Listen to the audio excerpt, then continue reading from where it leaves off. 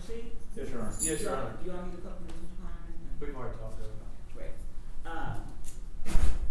Sir, if you'll stand for a second. This is cause number F2500154, style of the state of Texas versus, is it Markies Conway? Markies Conway. Okay, Markies Conway. Mr. Conway, you are here charged with the offense of capital murder while remuneration. This offense is a capital felony. You talked to your attorney about what's happening here today. Yes, ma'am. This case is set for a bond reduction hearing. What is the current bond, or is there a current bond? Current bond set at $2 million, Your Honor. Okay, all right. And your attorneys are here today asking the court to reduce your bond. You understand that's what Yes, this ma'am. hearing is about? Yes, Okay, ma'am. all right, have a seat. Is the state ready to proceed? The state's ready, Your Honor. State may proceed. Your Honor, at this time, the state would offer into evidence for the purposes of this hearing, State's Exhibit number 1, which is the PC or probable cause affidavit for Kewan White, that's K-E-W-O-N, White, common spelling. State's Exhibit number 2, for the purposes of this hearing, would be the probable cause affidavit for Devin Brown. State's Exhibit number 3 is going to be a video of the offense. State's Exhibit number 4 are going to be the bond conditions that were placed on the defendant, in this case on March 21st of 2025. State's Exhibit number 5 is going to be the PSA weighted scale score that was given by Dallas County Pretrial Services on March 25th of 2025. And then State's Exhibit number 6 will be the confidential affidavit of financial condition that was filled out by the defendant. That's State's Exhibit number 6. No objection, Your Honor. States Exhibit 1 through 6 are admitted. And we'd ask the court to take just judicial notice of the probable cause affidavits and having been able to review them prior to this proffer. So noted. Thank you, Your Honor. Based off of an agreement with defense for the purposes of this hearing, I will also proffer the following information. To start, before I forget, the state did run a complete criminal history of the defendant, including both juvenile, misdemeanor, and felony criminal history. That information was ran yesterday. The court may notice that in State's Exhibit number 5, the PSA from Dallas County Pretrial Services, that there is an affirmative when asked about prior convictions. I believe it specifically mentions felonies. I will represent to the court based off of all the information and reviewing all of the evidence that we have at this time. The state can find no prior misdemeanor convictions or prior felony convictions for the defendant, either as a juvenile or as an adult in the state system or the federal system. We would also proffer the following information, Your Honor. A state's witness will testify to being present for a conversation about the payment for the murder of Melvin Noble. This conversation took place in the days following Mr. Noble's murder in November of 2020. A state's witness will testify to the individuals present and involved in this conversation. The state's witness will also testify to Markies Conway, the defendant, being present and involved in this conversation. The state's witness will testify to the amount of money that was to be paid for the murder. A state's witness will testify to the individuals responsible for the payment. That state's witness will also testify that Markies Conway was one of the individuals responsible for a portion of that payment. A state's witness will also testify to the individual who would receive this payment. The state's witness will testify that Kewan White was, in fact, the individual to receive this payment, who was originally indicted in State's Exhibit number 1, the probable cause, which is before this court. The state's witness would also testify that Keywan White, or to who shot and killed Melvin Noble.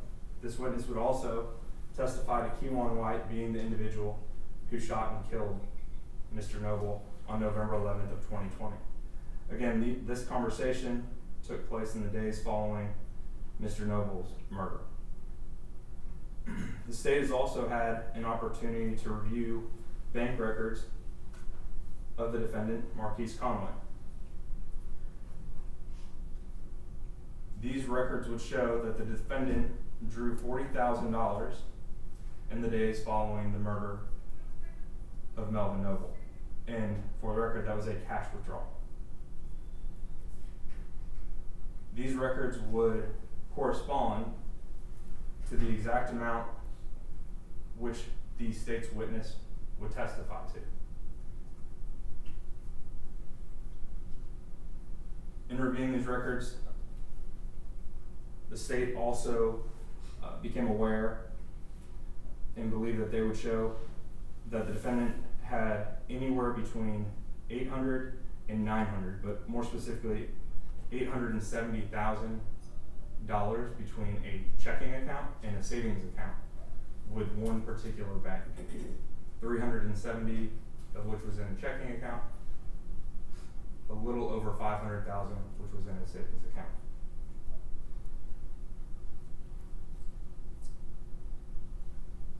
The state at this time would like to publish to the court what's been marked as State's Exhibit number 3, which is the video of the offense. Thank you, Your Honor. Now, before that's published, could I just address something with the prosecutor and their proffer? Sure. So it's clear for the record that as he recited, the state's witness, his proffer is, that's just one witness. Correct, Your Honor. Not multiple witnesses. And that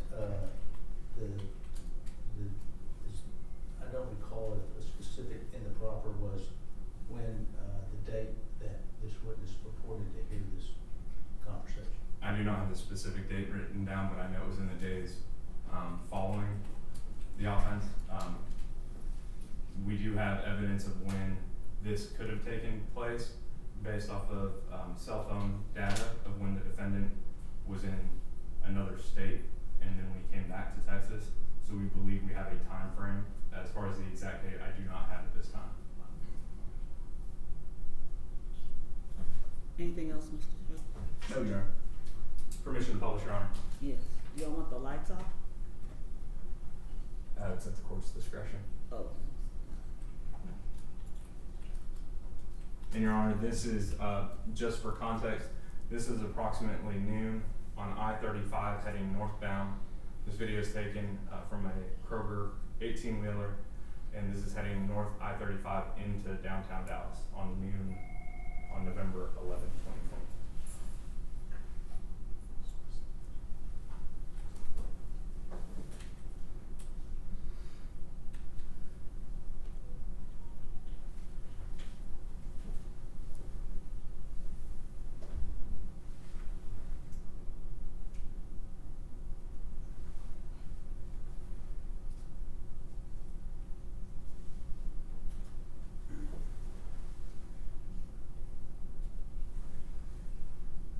Now, Your Honor, if I could draw the court's attention, if you look on I've stopped this video at 19 seconds. You see a gold sedan in the far left lane and a black sedan in the second lane to the left. The gold sedan will be the vehicle carrying the victim, and the black sedan is the vehicle driven by Keywan White, who is then the shooter, based off of the evidence we have. Okay.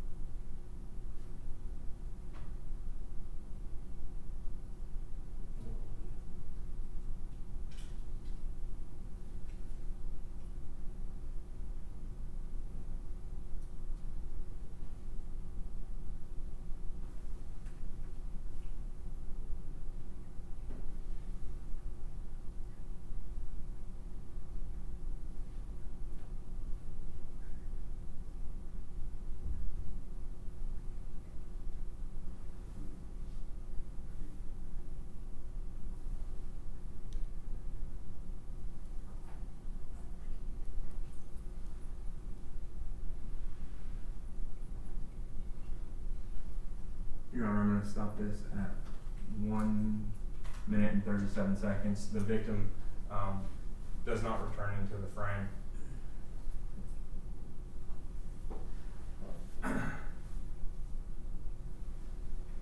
The only other things that the state would like to proffer as far as this bond hearing, since the court does not have a probable cause affidavit, of course, since it's a grand jury referral, defendant Kewan White was also indicted. You do have his murder probable cause affidavit from 2020. He was also indicted at that same time in cause number F2175377 for Dr. Randall Graham, who also sustained injuries, a neurosurgeon who was heading north on I-35 that day and was struck as well. However, he did survive.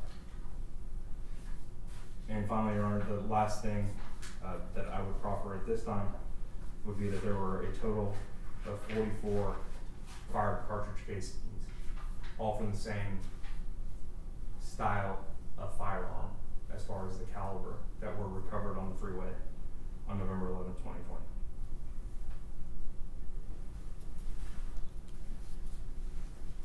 And at this time, Your Honor, state the rest. The defense? Judge, this time we call Ms. Alexander to the stand.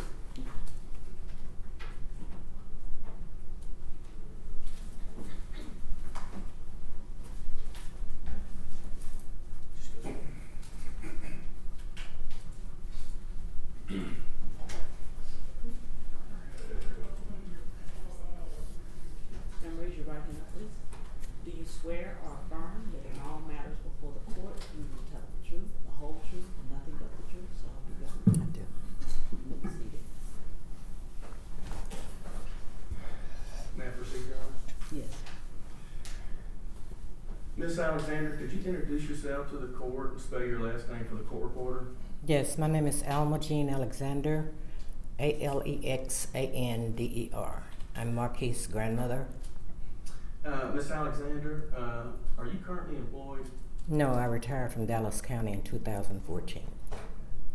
Now, when you tell the judge you retired from Dallas County in 2014, what was your occupation? Deputy clerk. And just for the record, a deputy clerk, what does a deputy clerk do? Process paperwork from the attorneys for the judge. Basically handle the paperwork for the courts.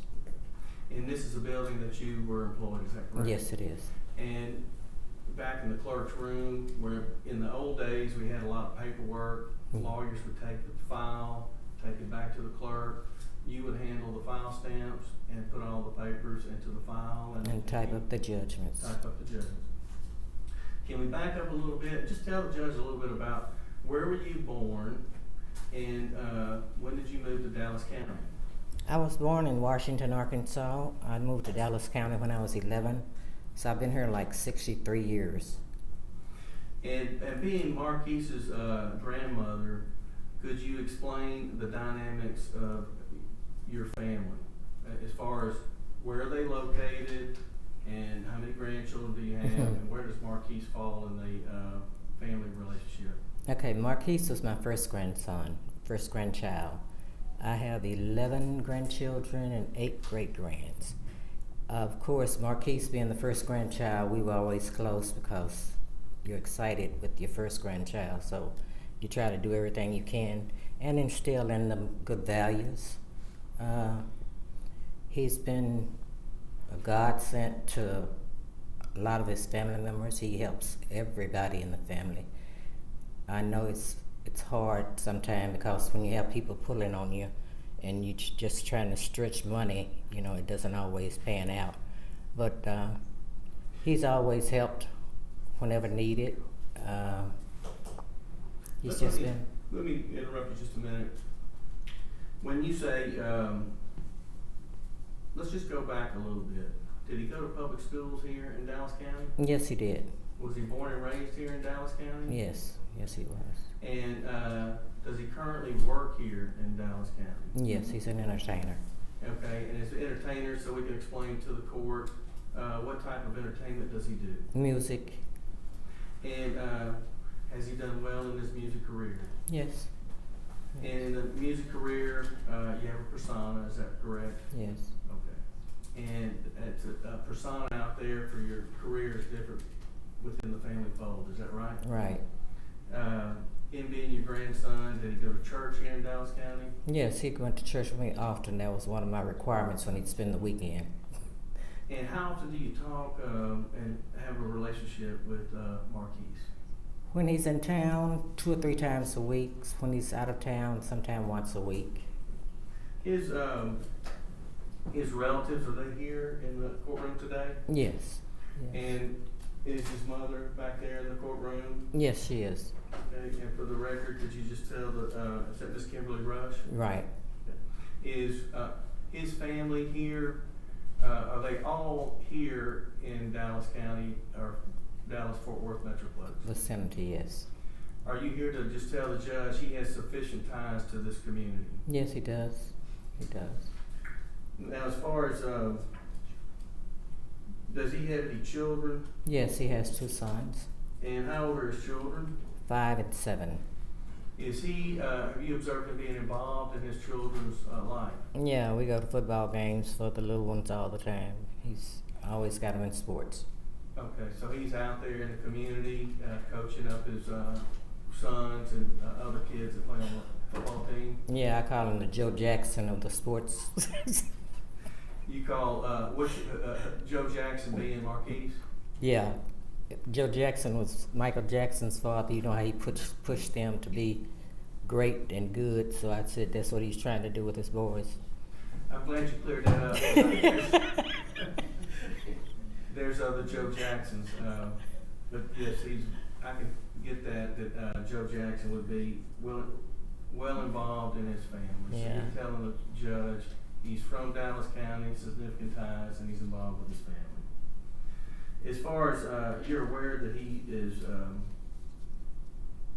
been arrested for this charge Yes, of payment for hire for a murder. And this happened back in 2020. You're aware, you saw the video and you heard the prosecutor talk about yeah, on Facebook. their version of the facts. Right. How long has he been in jail? Oh, 8 days since last Thursday. The bond set at $2 million. Has he been able to post that bond and get out of jail?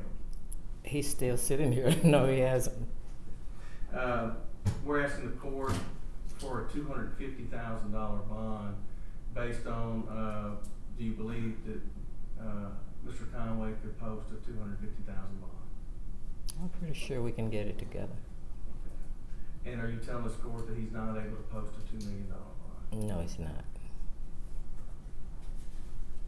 Pass the witness. Cross-examination. Yes, Your Honor.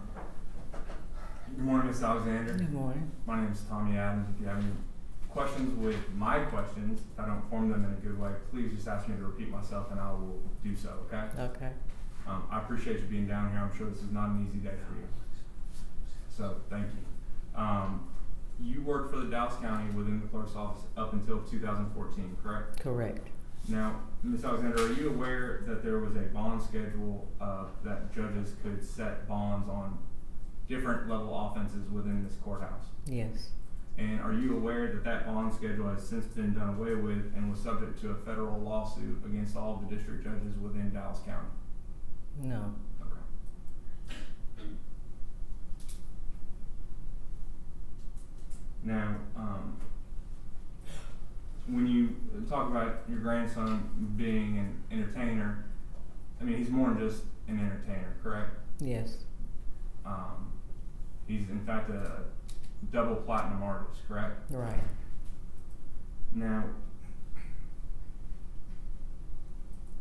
going back to 2020 and the years leading up to that, well, let me ask you this. Are you aware of your grandson owning a 2017 Denali? Yes.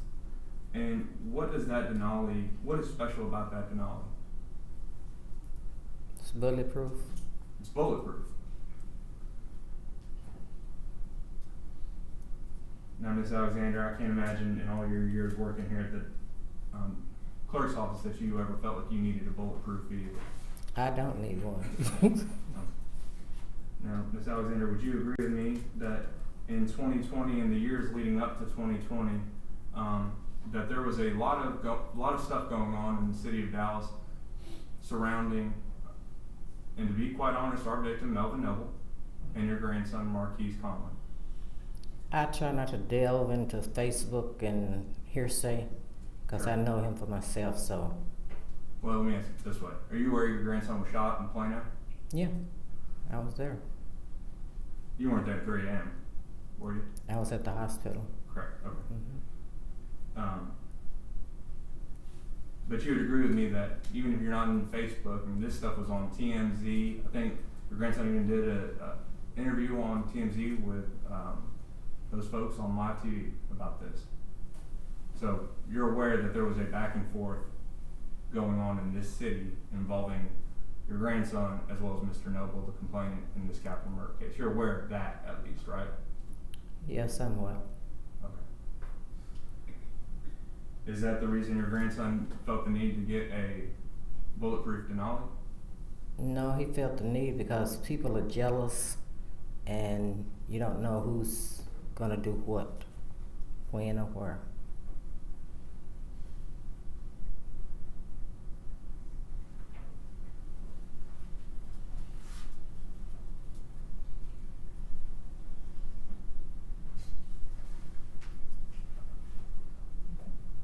Now, are you aware of whether or not he had to, if a Denali comes that way off the lot, or do you have to actually pay money to get something like that done? I have no idea how it happened, where it happened, why it happened. I just know he had it. Sure. And as far as your grandson being in custody for approximately 8 days, defense asked you initially how long he'd been in jail and if he was able to make a $2 million bond. And your initial answer was, no, he hasn't. And then when they followed up with whether or not he could make a $2 million bond, that's when you said, no, he cannot, correct? Right. Now, especially with all of your experience here in the county and working in the clerk's office, you're aware that when somebody has a $2 million bond, they can pay only 10% of that, correct? Yes. With the bondsman's help. Now, your grandson is a double platinum recording artist, correct? Correct. And he lives in a mansion in Frisco, correct? Correct. And he has houses in other states, correct? And I'm not aware of that. Are you aware of him paying and helping to support other individuals in the family and also extended family and friends? I'm not into his business like that. You agree with me that your grandson is substantially well off, correct? He might used to be, but if he could make a $2 million bond, he'd be out. Would you agree with me though that there's a difference between can, want to, and choosing not to? I'm aware of all of those things, but I know he don't want to be in here, so I know if he could afford it, he'd be out. Plus, he has other bills. He don't just have money laying around. Sure. Now, Ms. Alexander, you testified that your grandson has significant ties to this community, correct? Yes. Born and raised in the greater Dallas area. Correct. As far as how much time he spends in the city of Dallas, or more or less Dallas County and the surrounding areas at this point, do you know approximately how much time he spends in the greater Dallas area per month? I'd say 3/4 of the time. 3/4 of the time.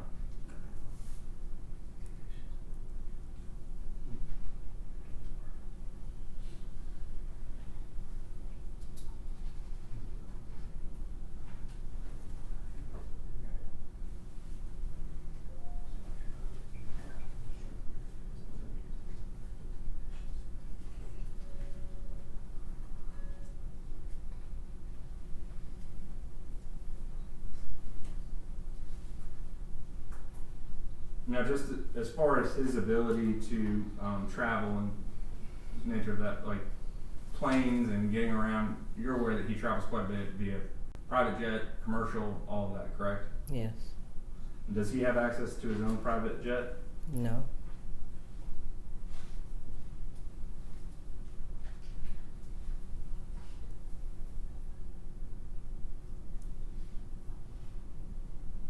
Do you know approximately how often he does fly private? No, I don't. But when he does that, he would be having to pay for those bills as well, correct? Correct. Do you agree with me that flying private is not the cheapest thing in the world to do? Yes.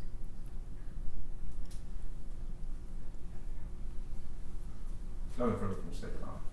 Anything else from Ms. Goodens? No further questions, Your Honor. All right, thank you, ma'am. You can step down.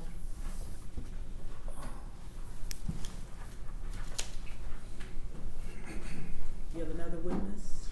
Judge, I was gonna make the proffer we discussed, back in Chambers. May I make a proffer, Your Honor? Yes. Judge, a lot of us have been down here at this courthouse for 30 years. I'm not gonna go over the law. I know you understand, the bail bond and how we have a new law. I just wanted to point out in some of these cases where there's high profile in the state versus Michael Lucky, that was a capital murder case. That was in Criminal District Court number 7, the court that we're in. That was a high profile case. That case involved an NBA player that was initially set by the magistrate in the jail with a probable cause affidavit, where they had knowledge of the facts from what the police said. And that bond was originally set at $500,000. It was later reduced by the court to $100,000 with conditions. Co-defendant in that case, Larry Jenkins, cause number F2076397. This is the same set of facts case where the magistrate with a probable cause affidavit set it for $750,000. Another case in the state of Texas versus Antoine Franklin, capital murder case, 522-76141. This involved a famous football player out of Oklahoma. That case was set by the magistrate for $500,000. Again, probable cause affidavit. It was later reduced by the court to $200,000. Judge, in dealing with the bond schedule, you have bond conditions here that require electronic monitor. They have several conditions with probation, check-in, and curfews. We're proffering to the court here that the court has set bonds down here in Dallas County where the typical murders range between $150,000 and $200,000, and a capital murder can range, in these cases, in between $500,000 and $750,000, where the magistrate set them. The thing in this case that we're proffering, the magistrate had no probable cause affidavit. They had no facts, and in this case, we're asking the bond to be reduced in these facts. We'll argue here, but I just want to proffer those 3 cases. All right, anything else? We're closing and we'd just like to argue. Okay, state. Your Honor, I would just, if I could, just briefly, I would also like to proffer just 2 cases since defense has brought up some cases that have come here from Dallas County. The first one I would like to bring up is F2475475. Defendant's name is Chaz Booth out of the 194th Judicial District Court. He's currently sitting in jail on a capital murder charge for $2 million. That defendant is not a celebrity, a basketball player, a football player, a musician, an artist, or anything like that. I'm sorry, what's the bond on that one? $2 million. Oh, $2 million. He is a 20-year-old who is charged with capital murder. Additionally, we have Jordan Owens, who was recently sentenced, F2377243, also a capital murder, and his bond was set at $1.5 million, and I believe that was in the 282nd Judicial District Court. And that's, as far as cases, I'm not going to keep going with. I'm not going to go back and forth, so that's all we have as far as rebuttal. Your arguments? We'll waive, and reserve the right for a rebuttal. All right. Judge, I'll begin and then Mr. Guscio can finish up with that. Your Honor, as you know, under 1715, the court considers certain facts in the bond reduction hearing and determining whether to reduce the bond. Here in this hearing, the court has before you has been introduced 2 arrest affidavits. There is not the arrest affidavit of our client, that does not exist, but you do and have reviewed the arrest affidavits of Kewan White and Mr. Brown. Those arrest affidavits were taken on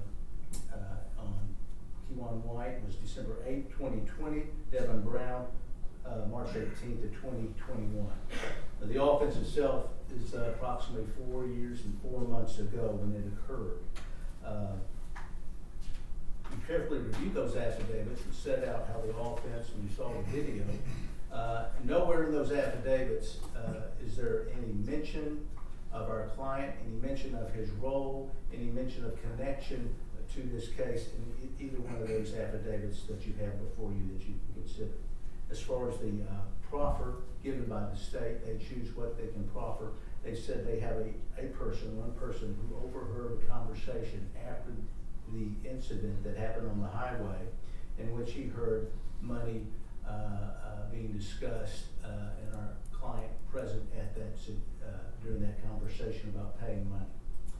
You received no information in the proffer as to the credibility of that witness, if they have a bias or a motive for coming forward now at this time, 4 years, 4 months later, with this information. You only have you don't even have a proffer that this was a confidential informant, which you know requires some type of vetting, just that it's a person who said they were present during this one conversation.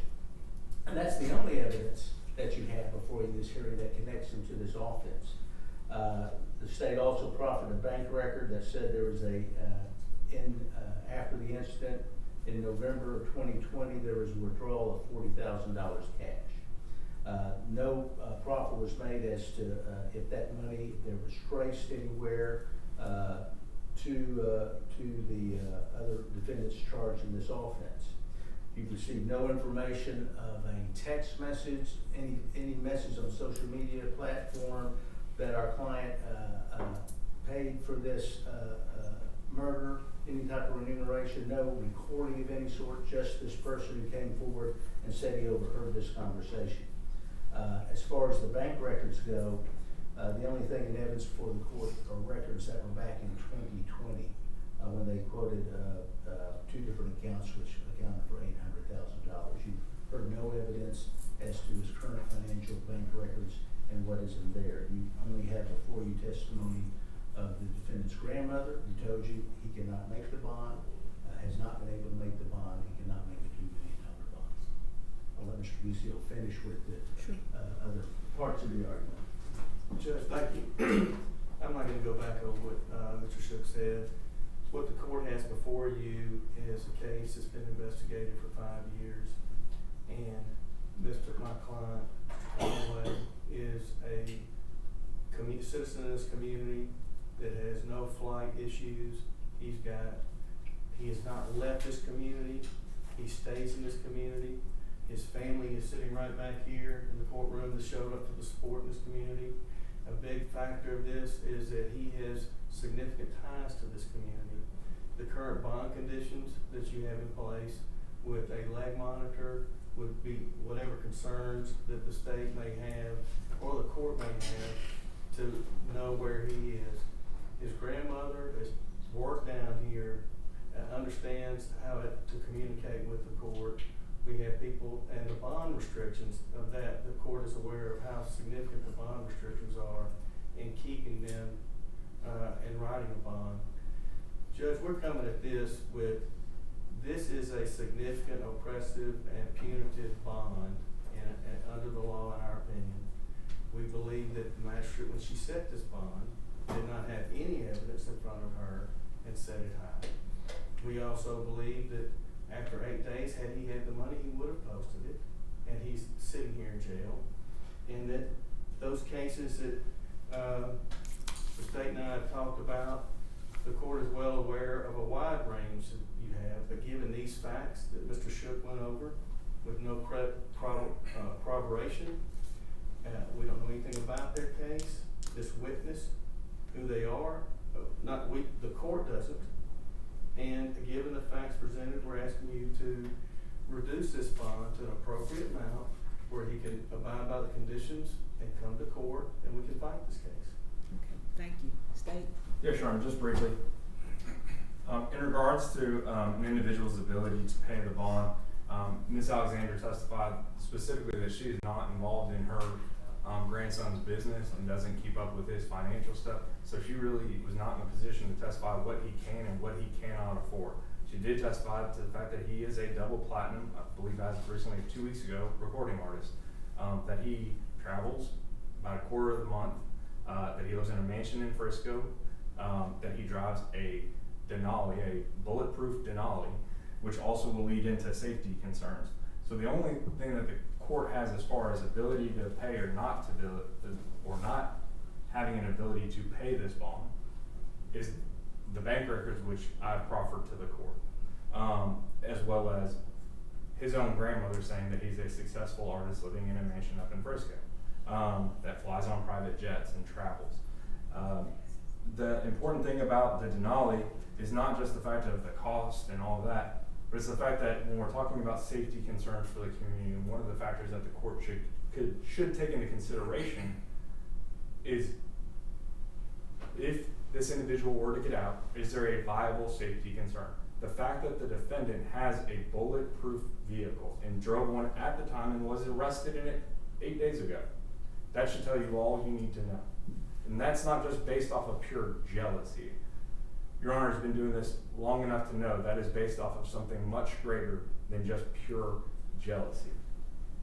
As far as safety circumstances for the community, this is, as defense has stated, a very high profile case. And this defendant is very well known, not only locally, not only in the state, but nationally and internationally. The fact that this individual has the means and the resources and the reach to get to witnesses is a true concern that the court should also take into consideration.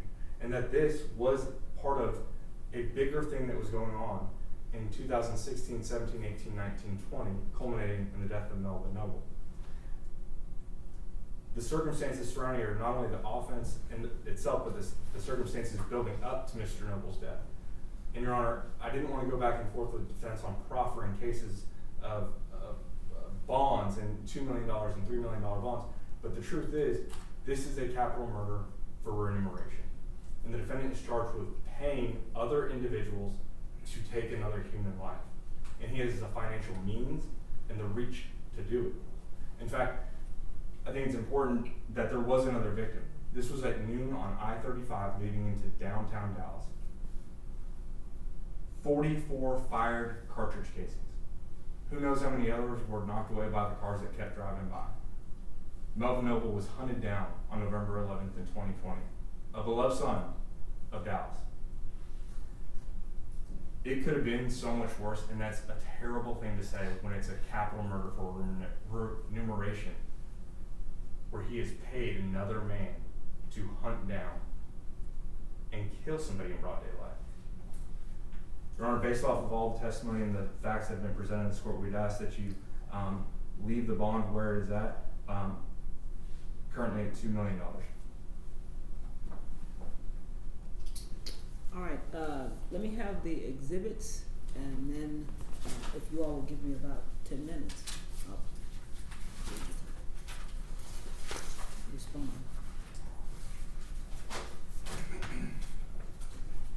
Got it, Your Honor. Yes. The defense did not have any exhibits, right? No, Your Honor. And this is just the video, right? Yes, sir. Anything else that I need to take with me? And you had 1 and 2 still. Yeah, I still have. Thank you.